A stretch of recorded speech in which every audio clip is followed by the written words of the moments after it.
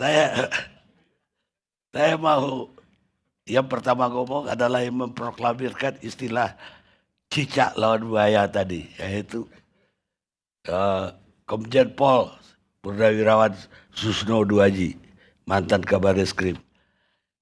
Bagaimana ceritanya dulu sampai keluar tuh cerita cicak lawan buaya itu? Selamat malam para pemirsa.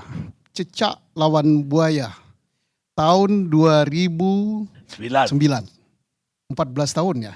Udah 4 kali ini.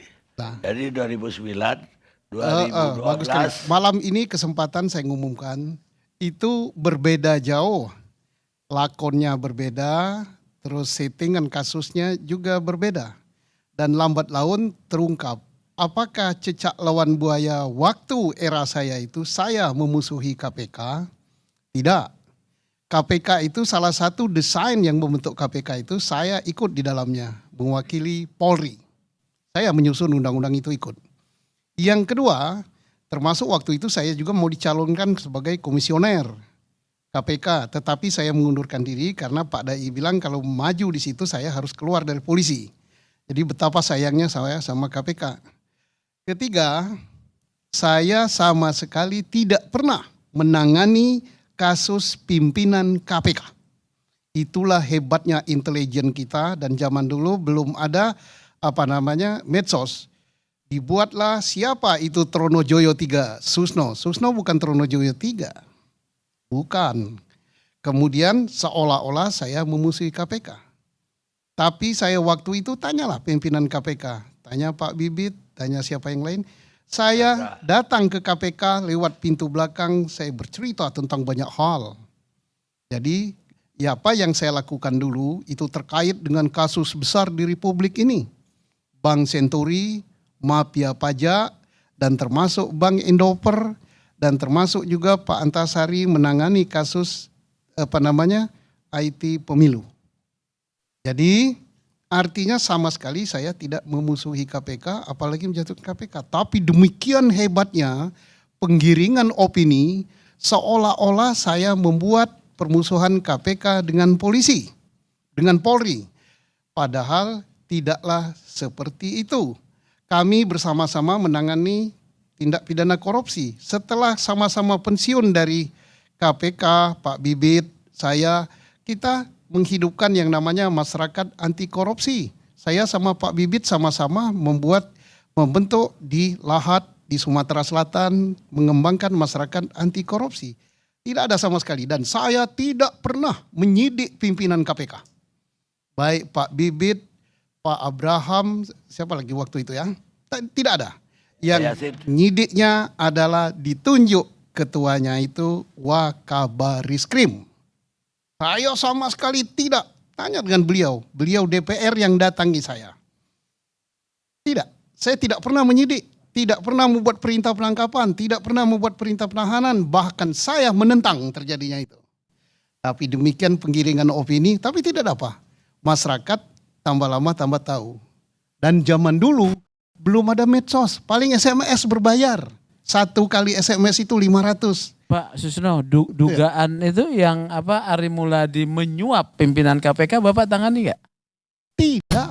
Tidak ya? Saya tidak menangani itu, saya tidak menangani lain karena saya asingkan di situ. Karena saya menangani Ari Muladi itu, membongkar dugaan kriminalisasi itu. Tidak. Bahkan yang menyidik tindak pidana terkait dengan pimpinan KPK, itu kan Polda Metro. Ketua pengawasnya wakil saya. Semua surat tidak ada yang saya tanda tangani. Anggarannya pun untuk penyidikan itu tidak ada. Tapi nggak apa-apa lah, itu sudah berlalu dan saya bangga dan senang. Kenapa? Kalau ditanya misalnya siapa Kapolri sebelum Pak Sigit? Pak Hari mungkin lupa. Berpikir orang, siapa Kapolri sebelum itu? Lupa. Siapa Kabarisskrim sebelum yang sekarang? Saya pun lupa. Tapi kalau ditanya siapa Susno Duaji, orang akan ingat itu polisi gila kata orang. Jadi paling tidak orang mengenang saya. Ya tidak apa-apa lah. Tapi masyarakat makin lama makin tahu. Oke, saya ingin mengomentari yang kasus yang sekarang. Boleh nggak Pak? Enggak, sebelumnya pertanyaannya. Jadi artinya yang menandatangani Pak Bibit dan Pak Chandra Tidak ada tanda tangan, bahkan paraf saya pun tidak ada. sebagai Tidak tersangka. ada. Paraf saya tidak ada. Tanda tangan tidak ada. Siapa yang tanda tangan kalau gitu? Enggak udah membuka luka lama tidak elok, Pak. Ya kabar reskrim ke Pak Susno. Saya Iya, paling kurang kan dilaporin. tidak. Mereka tanda tangan. Tidak, tapi siapa yang tanda tangan, siapa yang merintahkan, siapa yang ikut rapat, saya tidak akan buka luka lama. Biarlah derita itu saya, tapi masyarakat tahu. Iya, setelah Pak Ito pun apakah dia itu kasus itu udah selesai karena Pak Bibit sama Pak yang ditahan itu Chandra sudah dilepas. Saya tidak pernah nangani itu.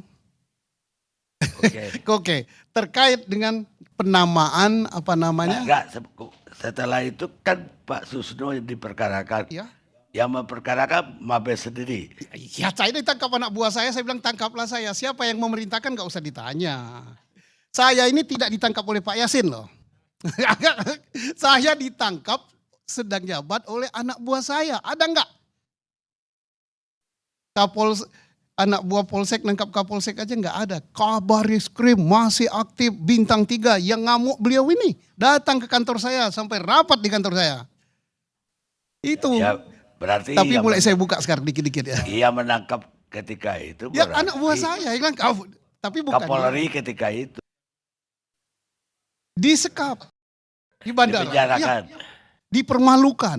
Yang sedang jabat. Padahal saya izin waktu itu. Saya izin keluar mau berobat kan.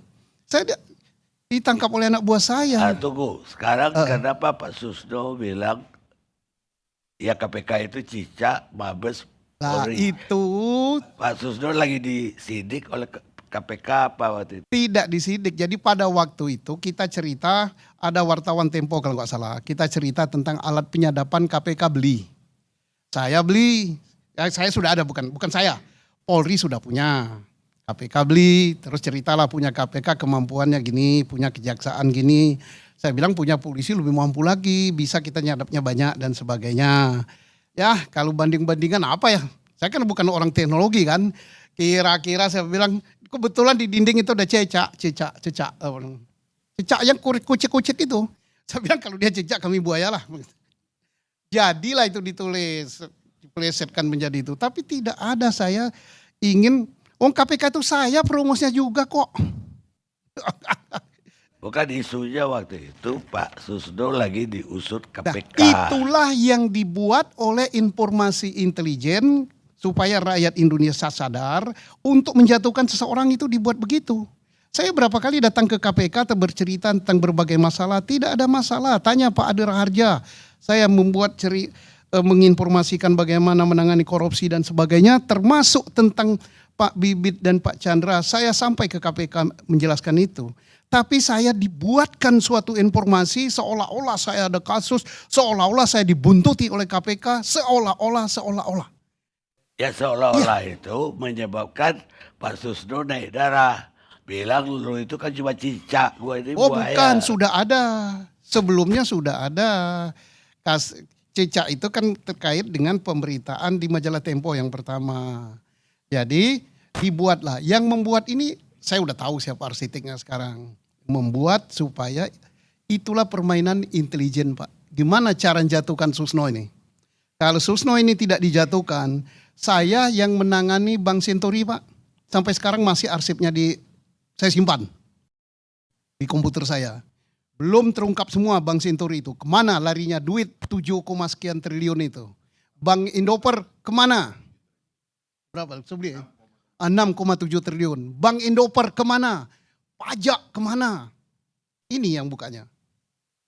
Kemudian kasus-kasus besar lain. Saya berbagi, Pak Antasari menangani IT, saya menangani ini. Ternyata kami bertiga tidak kuat. Pak Antasari, saya, Pak Kemas kalau nggak salah, Kemas Yahya itu. Ternyata kita guling juga. Jadi tapi demikian dibuat suatu, gimana jatuhkan Susno? Dibuatlah saya, Arwana. Sampai sekarang yang nyuap Arwana itu siapa? Yang kena kasus Arwana itu siapa? Tidak ada Pak.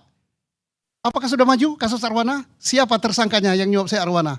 Bagaimana kasusnya? Tidak ada. Saya dikenakan juga Pilkada Jabar. Tanya, semua sudah diaudit oleh Inspektorat Jenderal Polri. Sudah dipertanggungjawabkan di Polda Jabar.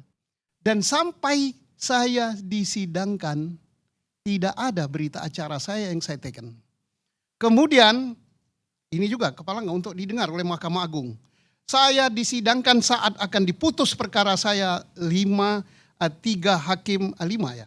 Ada nggak perkara tingkat pertama dengan hakim jumlahnya 5? Ada. Ya oke, nggak apa-apa. Yang jumlah hakimnya 3 ada kan? Ya banyak. Ya, saya 3. Kemudian 2 hakimnya mundur dengan alasan mau pindah.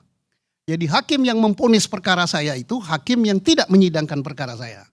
Menyidangkan tapi tinggal kurang seminggu lagi lah. Tapi nggak apa-apa, saya terima. Nanti peradilannya ya kayak peradilan Jessica lah ini. Ini Pak Jimli Asadiki kan nulis, ini peradilan sesat katanya, peradilan saya tuh. Kemudian ada nggak perkara PK yang divonis sampai dengan saya ngomong di podcast saya, baru divonis tahun 2022 kalau nggak salah. Padahal saya udah keluar udah 12 tahun lebih. Karena saya bilang ini nggak diponis-ponis, ponis lah, mau diponis apapun juga terserah. Baru keluar ponisnya, tapi nggak dikasihkan ke saya. Nggak tahu diam-diam, tapi nggak apa-apa lah. Itulah wajah peradilan kita. Jadi kalau Jessica kayak gitu sekarang, ya biasa-biasa saja. Bersabarlah. Allah yang akan menyelamatkan. Saya dulu diselamatkan Pak Fahri CS ini ternyata gitu-gitu juga. Jadi artinya peradilan kita ini tidak dalam keadaan baik-baik saja. Saya tidak mencela bahwa itu. Apalagi di era saya. Jadi beliau tahu beliau KPK kok. Ya. Apakah ada orang KPK yang saya beri surat perintah untuk nangkapnya, untuk ditahan, untuk disidik? Siapa? Apakah berita acara hasil pemeriksaan itu ke saya? Enggak.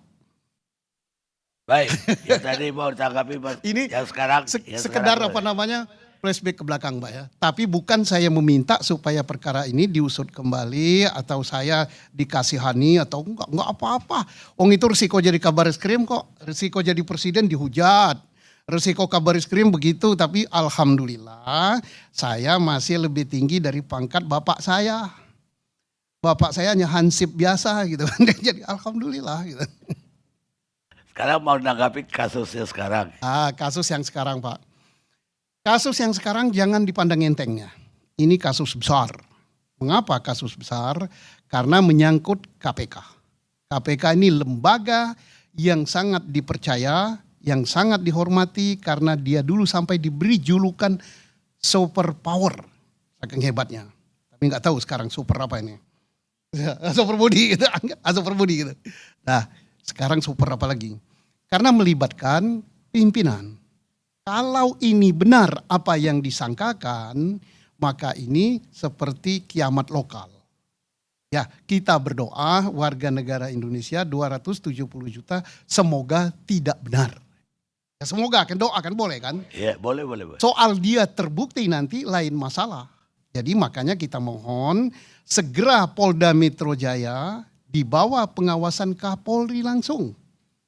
Supaya tidak ada dusta, supaya hasil penyidikannya profesional, independen, bisa dipertanggungjawabkan, terbuka kepada publik, harus ada supervisi dari Mabes Polri. Dan ya Kompolnas turun tangan lah dikit cawe-cawe, awasi ini. Kalau tidak terbukti hentikan, supaya Pak Firly tidak tersandra, supaya lembaga KPK marwahnya tetap bagus. Kalau terbukti gimana? Proses sesuai hukum yang berlaku. Juga ya. Karena dalam kasus ini kan ada kasus korupsi dengan tersangka Pak Yassin Limpo, ada kasus senjata api. Ini satu porsinya KPK, satu porsinya Polda Metro juga senjata api. Proses juga ini. Kalau tidak terbukti, hentikan. KPK kan sekarang boleh menghentikan.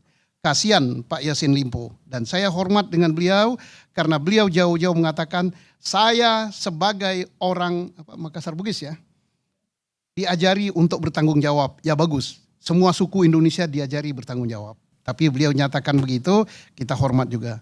Tapi kalau tidak terbukti, hentikan. Kalau terbukti, agar bertanggung jawab terhadap apa yang dilakukan. Usut sampai tuntas kemana aliran dana itu. Kasus senjata api, usut juga. Karena 12 senjata api nggak tanggung-tanggung, Pak. Ini bukan untuk mempersenjatai Satpam. Ini apakah untuk mensenjatai pasukan relawan yang mau ke mana ini? Jalur Gaza paling tidak. Iya, 12, Pak. Otomatis lagi. Ini bisa jadi relawan jalur Gaza ini, hati-hati. Usut tuntas hal ini, supaya publik tidak bertanya-tanya.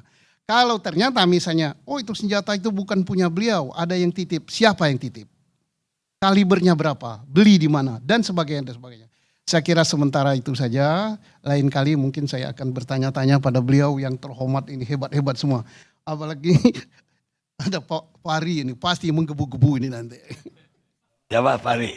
Oh iya, bensinnya sudah banyak Pak. Sejak dia keluar DPR, dia nimbun bensin udah banyak sekali untuk energinya mau dikeluarkan malam ini. Sehingga Pak Yasin yang biasanya selalu terpancing juga nanti.